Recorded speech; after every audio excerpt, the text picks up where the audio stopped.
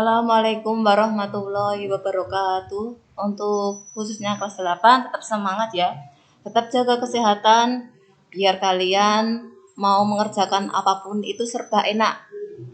Mau belajar, mau ngaji, mau ketemu sama teman. Lah, itu kalau badannya enak itu nyaman ya. Di sini Ustazah akan melanjutkan bab 13 yang berjudul Pertumbuhan Ilmu Pengetahuan pada Masa Abbasiyah. 1. Pemerintahan Daulah Abbasiyah. Pemerintahan Daulah Abbasiyah merupakan kelanjutan dari pemerintahan sebelumnya, yaitu dari Bani Umayyah. Terus untuk selanjutnya, pendiri dari Daulah Abbasiyah ini adalah Abdullah Al-Saffah ibnu Muhammad ibnu Ali ibnu Abdullah ibnu Al-Abbas.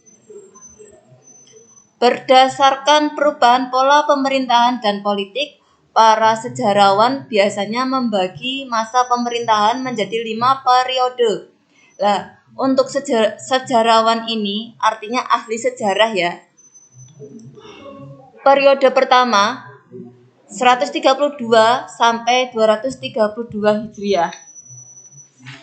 Itu disebut periode pengaruh Arab dan Persia pertama. Periode kedua 232 sampai 334 Hijriah disebut periode pengaruh Turki pertama. Periode ketiga 334 sampai 447 Hijriah, masa kekuasaan dinasti Bani Buwaid dalam pemerintahan Khalifah Abbasiyah. Lah, periode ini disebut juga masa pengaruh Persia kedua. Periode keempat 447 sampai 590 Hijriah, masa kekuasaan Daulah Bani Saljuk dalam pemerintahan Khilafah Abbasiyah. Biasanya disebut juga dengan masa pengaruh Turki kedua atau di bawah kendali. Nah, di sini Kesultanan Seljuk Raya, Salajikoh Al-Kubra atau Seljuk Agung. Periode kelima 590 sampai 656 Hijriah, masa khalifah bebas dari pengaruh dinasti lain, tetapi kekuasaannya hanya efektif di sekitar kota Baghdad dan diakhiri oleh invasi dari bangsa Mongol. Itu ya. Itu apa? Pemerintahan menjadi 5 periode. Terus untuk selanjutnya 2. Perkembangan ilmu pengetahuan pada masa Bani Abbasiyah. Cendekiawan Islam pada masa Daulah Abbasiyah sebagai berikut. Yang A. Bidang ilmu filsafat. Silahkan anak-anak membuka buku paketnya halaman 235. Tokoh cendekiawan Islam di bidang ilmu filsafat ini adalah Abu Nasyar Muhammad bin Tarhan yang dikenal dengan Al-Farabi, Abu Yusuf bin Ishaq yang dikenal dengan Al-Kindi, Ibnu Sina, Al-Ghazali, Ibnu Rus, Ibnu Bajjah, dan Ibnu Tufail. Yang B. Bidang ilmu kedokteran.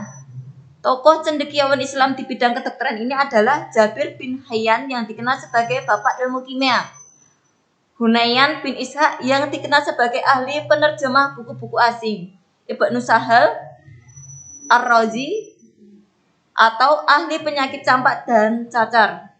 Dan Tabit Ibnu Qurra. Yang C. Bidang ilmu matematika.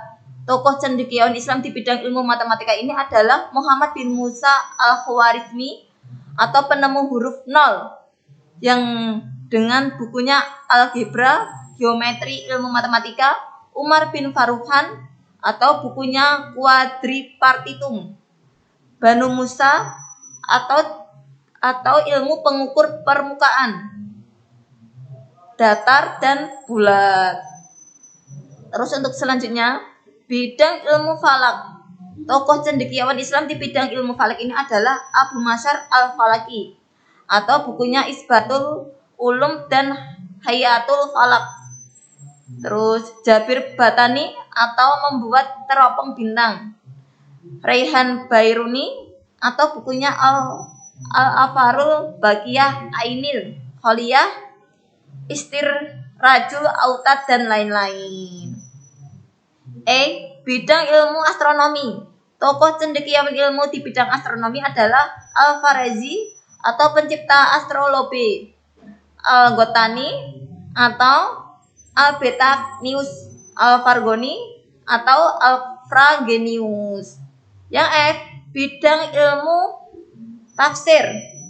Tokoh cendekiawan Islam di bidang ilmu tafsir ini adalah Ibnu Jarir At-Tabari, Ibnu Atiyah Al-Andalusi, Asuda, Mufatil bin Sulaiman, Muhammad bin Ishaq dan lain-lain.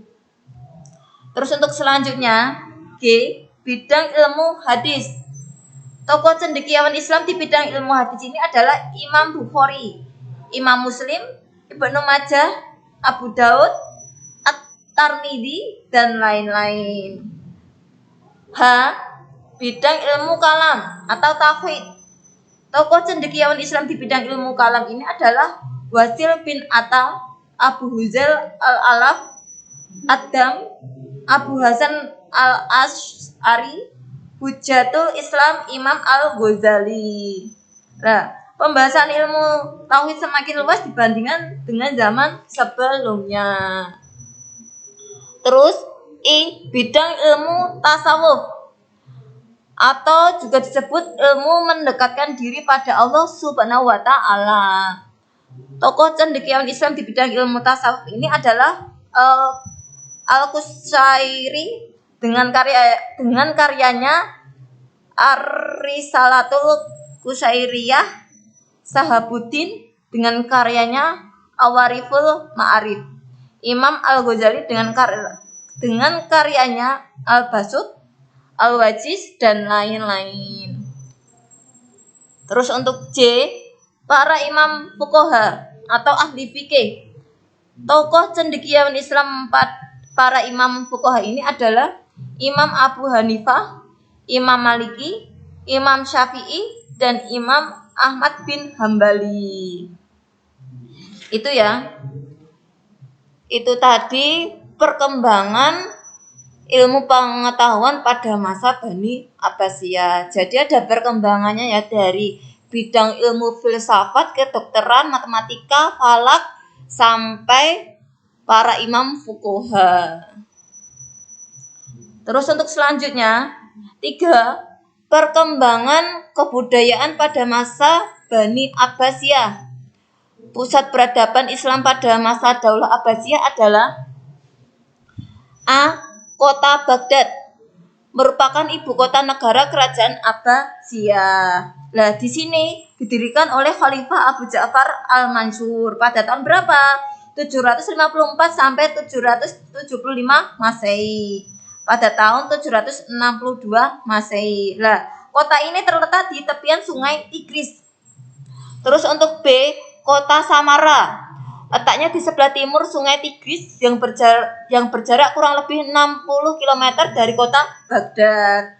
Nah, di sini di kota ini terdapat 17 istana mulia yang menjadi contoh seni bangunan Islam di kota-kota lain. Itu ya. Itu perkembangan kebudayaan pada masa Bani Abbasiyah. Terus kemajuan yang dicapai tidak hanya mencakup kepentingan sosial saja, tetapi juga berhadapan di semua aspek kehidupan. Seperti apa? Seperti administrasi, pemerintahan dengan biro-bironya, sistem organisasi, terus sistem organisasi militer, administrasi wilayah pemerintahan, terus pertanian, perdagangan, industri, islamisasi pemerintahan, kajian dalam bidang kedokteran, astronomi, matematika, geografi, historiografi, filsafat, Islam dan lain-lain. Itu apa? Kemajuan ya. Kemajuan apa? Di semua aspek kehidupan. Cukup sekian materi dari Ustazah. Apabila banyak salah katanya, Ustazah minta maaf yang sebesar-besarnya. Wassalamualaikum warahmatullahi wabarakatuh.